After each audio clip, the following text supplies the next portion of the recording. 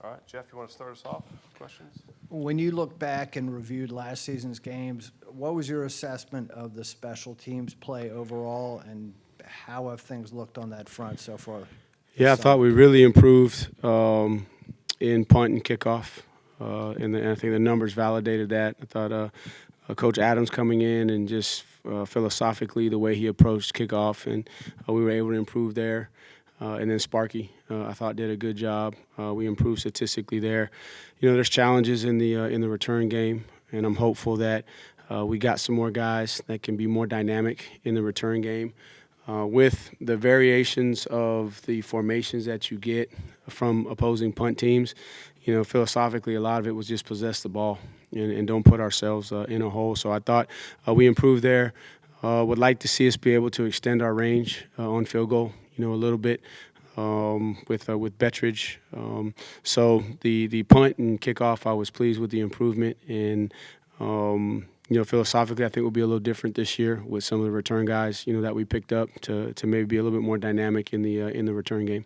I know Coach Gaither has the title of coordinator, but how many coaches? Is every assistant involved to some degree in special teams? Pretty much everybody except for the coordinators. You know, Des and Rudd, and they help out, you know, on certain days. But I need them to be focused on the next series as opposed to the special teams piece. But they'll jump in with the drill work. But everybody else, all the full-time coaches, myself, and all of our analysts are a part of special teams. Yeah, Tony, do you have an update on McKeelan Thomas at this point? Yeah, so day 2, just on air, stepped wrong and ended up, you know, fracturing a bone in his foot. Had surgery. He's a couple of days out of surgery. So we're hopeful that that won't be an extended amount of time and cost the whole season, but it is a multiple-month recovery, very similar to what happened to Sipe. And it's very, very unfortunate. And obviously he was, you know, devastated, and we were all looking forward to his contribution. But he was back today with the guys in the team meeting. Was in good spirits. But yeah, he's going to be out for, you know, typically those are 3 months, but don't know enough about how quickly he heals to say exactly. But very unfortunate there, and it was kind of a fluke deal, just on air, and we didn't even have pads on, just stepped wrong.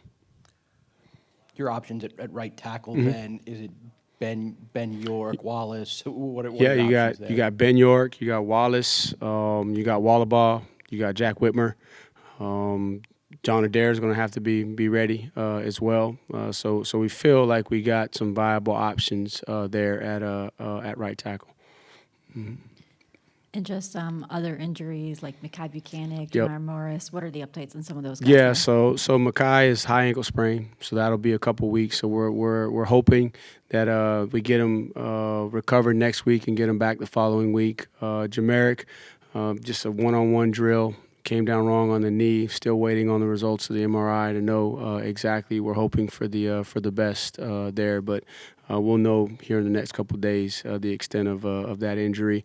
We got a couple of other just typical camp things. Low ankle sprain with Kevon Gray, but he'll be back next week. A couple of slight hamstrings, and it's that time of camp where guys are going to feel some of that as they're getting themselves back into to football shape. But you know, right now, outside of McKeelan, those two are the ones that are pending. That could be, you know, lengthy amount of time, not lengthy, but just Jamaric, and then Mekhi will be, you know, kind of 2 weeks, we think.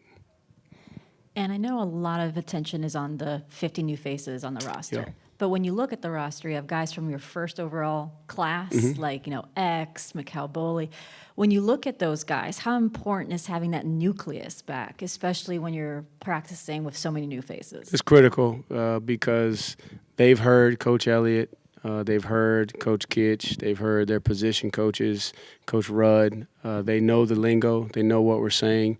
So when we're in here in a team meeting and I'm addressing the team, if a guy doesn't quite understand what I'm saying, then they can basically translate for me to help them understand what it is. And they really drive the culture. You know, those are the guys that have been around here. They've been through the transition. Those guys that you mentioned went through the tragedy.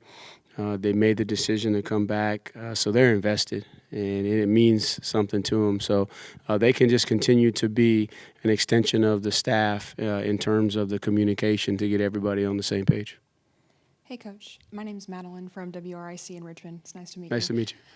I know it may not even be on your radar yet. I know you have a lot of fall camp left to go, plenty of month of August left to prepare for that season opener against Coastal, but maybe what have you seen from Coastal that you guys are maybe preparing a little extra for during fall camp? What do you kind of expect to see in that season opener? Right. So a lot of the preparation was done over the summer months, and we have a really good plan for all of the games that we know coming up on our schedule of getting some advanced scouting done. What we know is they're going to play hard. They're going to be very well coached. They're going through some transition, so the preparation will be based off of where the new coordinators are coming from. Last year we kind of jumped on them, quickly, so they're going to have a little chip on their shoulder. They're going to play with an edge, and then as we get to basically that Wednesday before the start of game week is when we'll really flip the page to Coastal. But a lot of the work was done ahead of time. But they're going to come in here and they're going to play hard. They're going to play scrappy, and they're going to be a confident bunch. And we'll kind of get dialed in on them a little bit more once we get closer to the end of fall camp. Where do you view Dakota Twitty in the offense? Do you have packages that line him up out wide? Do you view him as more of an H-back? And what have you seen with regard to his blocking development this offseason? Right. So we feel like Dakota can be a dynamic player for us, and he can play all over within our scheme. And the great thing about what we have is we got a lot of flexibility. So we can put him at any of the four receiver positions that are on the field, and he can go execute. And He's making progress as a blocker. I mean, you gotta understand that he was a wideout, and most of the blocking he's used to is out on the perimeter. And now when you got to go in there and you got to take 45-degree angle steps, gain ground, get your second step in the ground, strike with a 3-point triangle on a guy that's about 15, 20 pounds heavier than you. All right, there's some growth that has to happen there. But been pleased with the steps that he's making, and he's one of the guys that I probably challenged the most so far this fall camp, because I think he's got a really, really high upside. And he's not close to his ceiling yet, and we're going to need him to really be the glue that holds everything together. That's what's unique about the tight end position nowadays is it's the glue, because it holds everything together. It makes you a 10 personnel looking team in 4 wides. It makes you a 2-back run team in your 2-back sets. Then it also allows you the flexibility to release your backs into the route combinations and have a heavy protector in blitz situations. So how we view Dak is we believe that he's one of the top players on the team athletically. And if he continues to progress and pushes himself to take that next step, I think the guy can play football for a long time.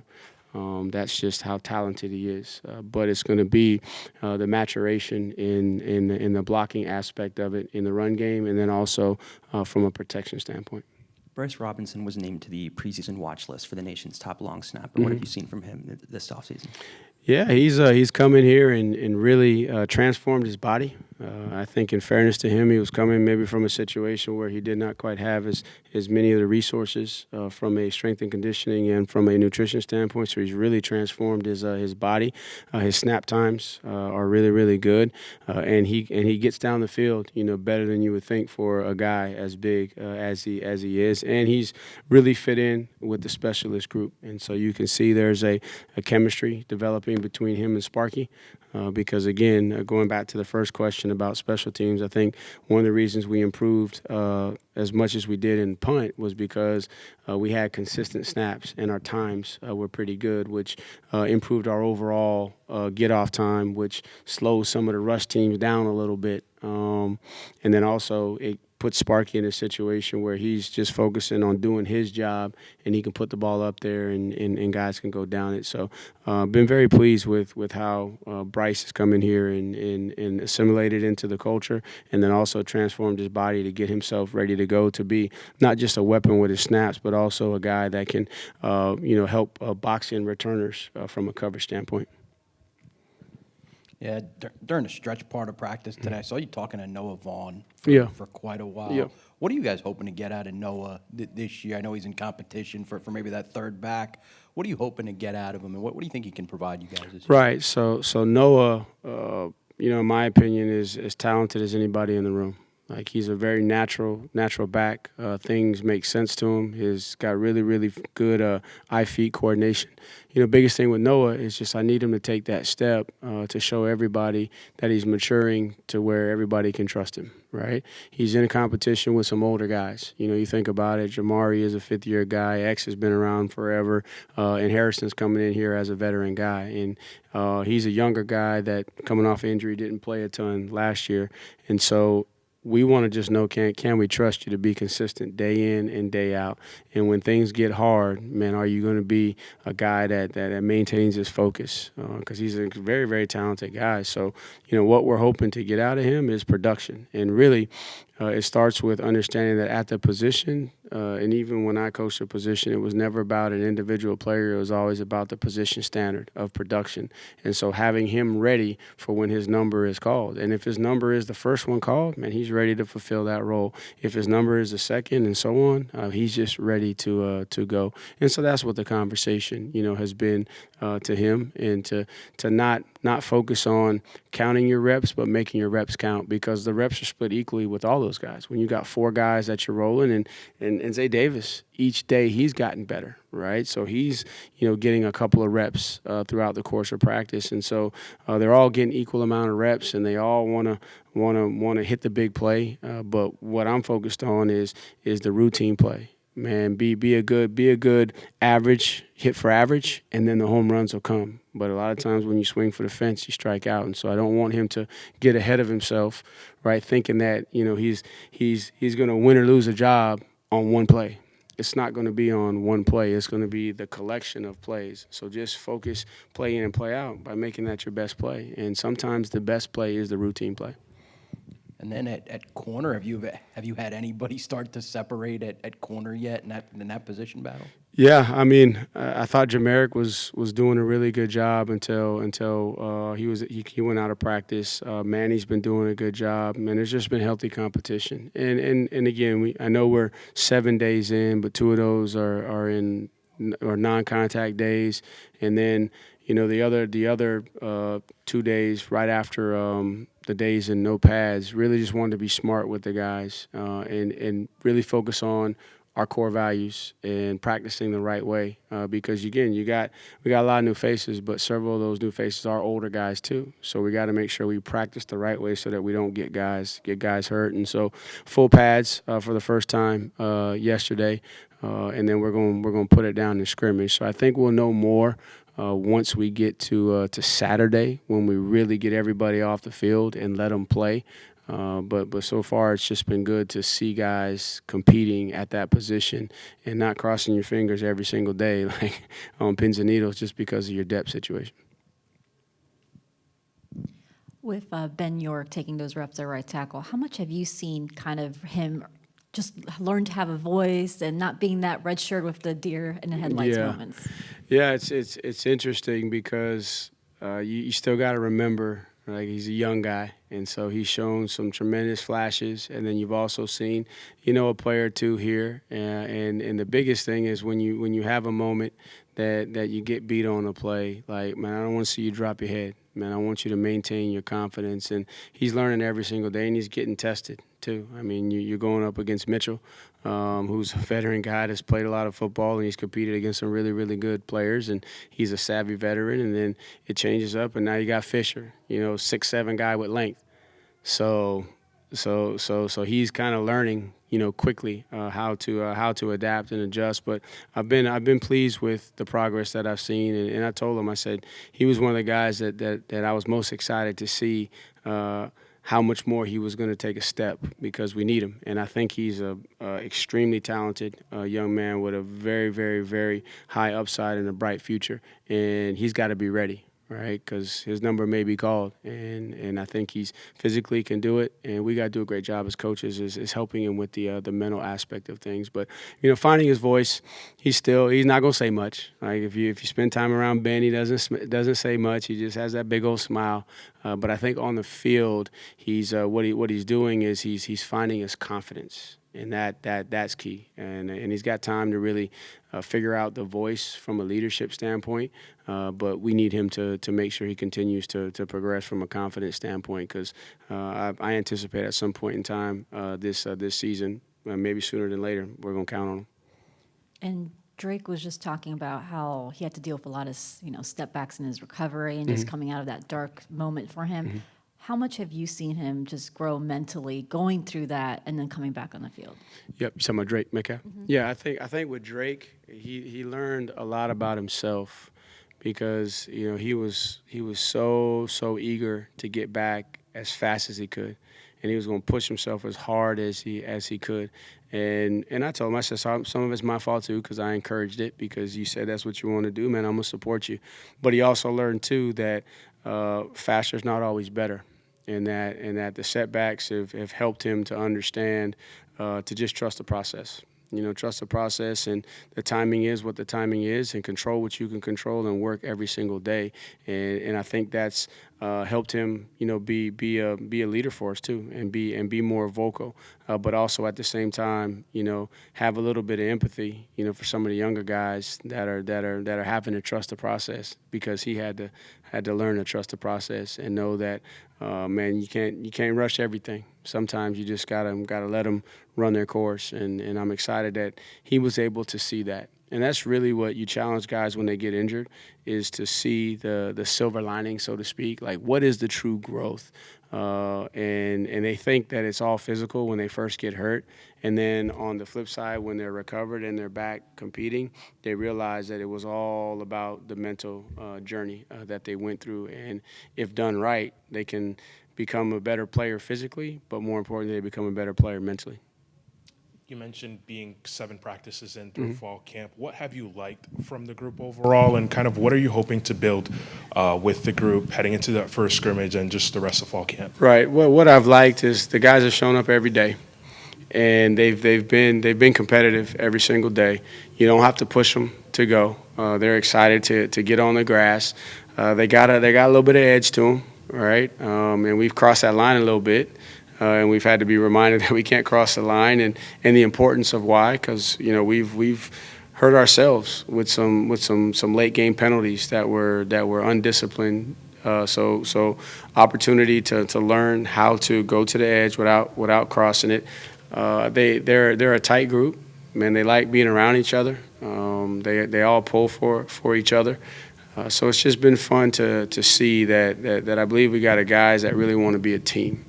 And they've shown up to work every single day, and I'm starting to see the leadership really emerge. And they show up. They're very attentive, and they hang on every word. There's just a hunger and a desire that's fun to see out of this group. And then looking at your coaching staff, Cam Butler, obviously in addition, played for you the past couple years.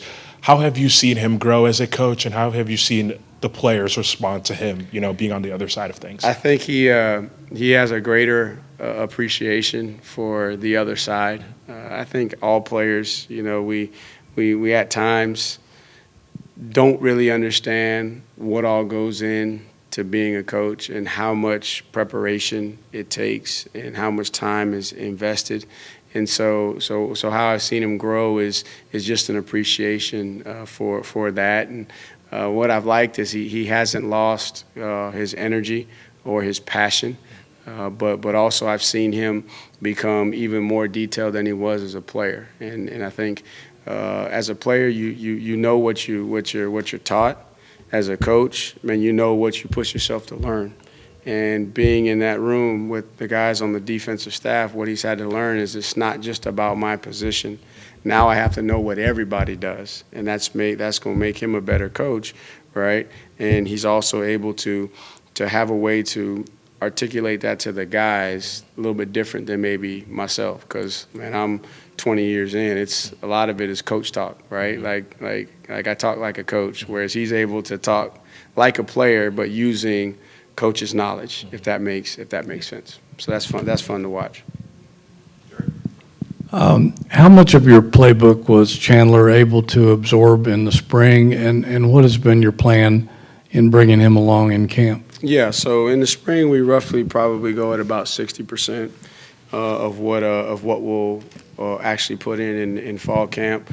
But this year it was more just kind of this is what we do through spring practice, and then after spring practice it was more Kitch and him spending more time together, like, okay, what are the things that you like, and then going out and adding some of those components to what we do, and then even next week we'll add some more things that he and Danny really like, that fit them more as we continue to build our deal. So we were probably about 60%, and then when we get to 100% here, a good portion of it will be what those guys are comfortable with, and maybe some new additions that are not exactly the same but similar to what we've done, but it's tailor-made for those guys. And of all the new wide receivers in camp, has anybody jumped out at you? So Cam Ross, every day he shows me a little bit more. I've been really pleased with Cam Ross, his play speed, his ability to absorb the playbook. He's already shown the ability to be moved around from position to position and not slow down. So he's been fun to watch. I said JT Thomas did a great job this offseason of really transforming his body. So he was moving a lot better than he was in the spring. Jamal continues to get better, and of the young guys, Isaiah Robinson, for a guy that was one of the last ones to get here. We already knew about Dylan, we already knew about Josiah because we had him in the spring, but Isaiah showed up, and he was coming off the hip labrum surgery this past off season, but man, he's jumped right in there and done a really good job from that perspective. And the guy that was having a great camp last year and then got injured was Tyleric, and he's kind of picking up where he left off. And so it's been good to see him, because I wouldn't say we've forgotten about him, but we just hadn't seen him in a while. But it's good to see him back running around. I think he brings some length and some explosiveness to the group that can help us.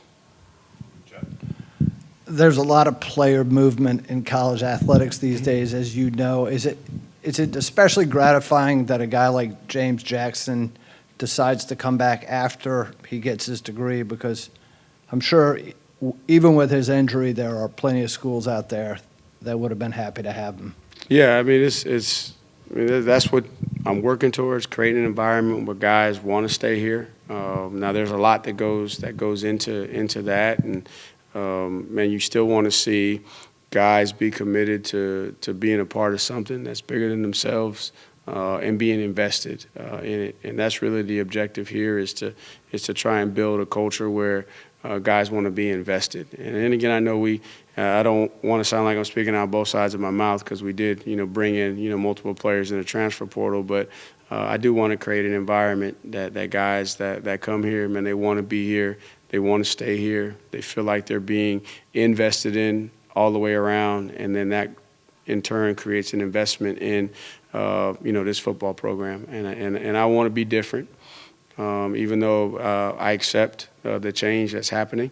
All I can do is control what I can control, but I do want to be different in creating an environment that, man, we still keep it about the college experience, because regardless of how the rules change, it's still college ball. Man, you're still dealing with 18 to 22-year-olds, and I want to create an environment where they don't feel like they need to leave, and understanding that the grass isn't always greener on the other side. And it's been fun to be around these guys, because at the end of the day, they're mine. It doesn't matter if they're here for 6 months or 5 years. I consider them mine, and take a lot of pride in trying to treat them like they're my sons. And my sons, I'm going to teach them that, man, I want you to be committed. Just like Ace today was out there running with the tight ends in post-practice. He started the sprints. You're going to finish them. You're not going to quit. right? You're gonna finish what you start. Now, there's always going to be justification and reason for guys to move. So I'm not against that at all. But I really do want to create an environment where the guys feel empowered, and it's their program, right? And I think that's what's helped us is make the transition with the new guys. That the ones that are here, they feel like it's their program, and they got ownership and they got a voice, and then therefore they go and they really make the transition happen with the new guys that come in, and then the new guys that are here. I want them to when they leave here, right? Hopefully at the end of their eligibility, they're not leaving here to go somewhere else, but they feel like they can call this place home.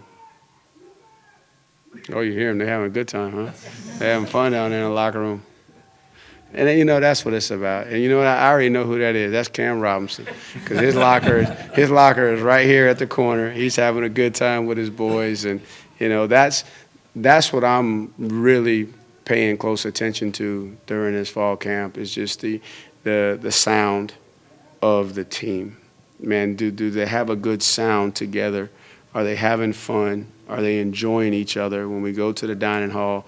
Man, are they looking forward to sitting down and eating with their buddies, or are they trying to get in and get out as fast as they can? Because that's really a good sign of a good team. And so it's fun to hear those things. Now, please, if you catch anything that's not appropriate, they are 18 to 22-year-old college guys. Trust me, I'm on them about their language all the time. But I can't control that, especially right now, because they're in their space. I was going to say, after a few practices that we've come in at the end, we've heard you get on them a little more maybe than in the past. Is that because you have so many newcomers and you need to get them together more quickly than in the past? Right. There's expectations of how we conduct ourselves and what the standards are, and we talk about high level of accountability. And one of the things that I have to do and hold myself accountable to is to make sure I don't look the other way. And so when there's things that need to be addressed, man, we're going to address them. And I think they've gotten to a place to where they can hear the message and maybe not the tone sometimes, because I'm a highly competitive guy too. And man, when it's go time, it's go time. So that's more what that is. And then also too, there are some new guys that need to quickly understand what the expectations are. And if we say our core values are humility, effort, accountability, respect, and toughness, then that's what we're going to do. And so if we're going to have respect when we're on the practice field, we're going to have respect in the building, man, we're going to be humble in what we do. We're going to give great effort, and we're going to be tough. And if we're not, then you know what? We're going to be honest with each other. We're going to learn from it, and we're going to grow, and then we're going to come back. But I also tell them, too, I love them all the time. And when we walk off the field, you know what? It's over. We're moving on, and we're moving forward. So I think we've done a better job of understanding that it's not personal. And I think that they understand that, man, I truly care about them, and I want their best. And I think I just know what changed my life is male figures being honest with me and telling me the truth. And I didn't always like it. And sometimes they said it maybe in a way that I didn't like it, but I'm glad they did, because ultimately it. And also too, we got to learn from our mistakes. Man, we've lost too many football games around here by self-inflicted wounds late in the game, losing our discipline. And so that's probably what you're hearing is just a couple of those things about, hey, we're going to be a disciplined football team. We can't beat ourselves, right? We can't lose to Virginia. If we get that right, I mean, I'm thinking about the NC State game 2 years ago. We just saw some special teams clips from the Louisville game last year, right? We're in a backed up, punt situation because of some penalties, right? And we got a chance to win that, right? I mean, let's focus on what we need to do to get better to be able to execute that punt, go out on defense and get a stop, get the ball back, go execute 4-minute offense and win a ball game, a one-possession game in the fourth quarter, as opposed to stuff you're seeing on TV that don't really matter. And that's one of the challenges, is because they see so many things on social media that people in that moment say are acceptable, but ultimately they're not. And man, I don't want to lose football games because we're an undisciplined football team. And so that's my job, is to acknowledge that, recognize it, acknowledge it, and correct it. And it's fall camp too. Everybody's a little testy, man. We're locked up for a month, and but you know what? Iron sharpens iron, and when iron sharpens iron, there's gonna be some sparks. Just can't catch on fire. All right, thanks everybody. All right, thank y'all.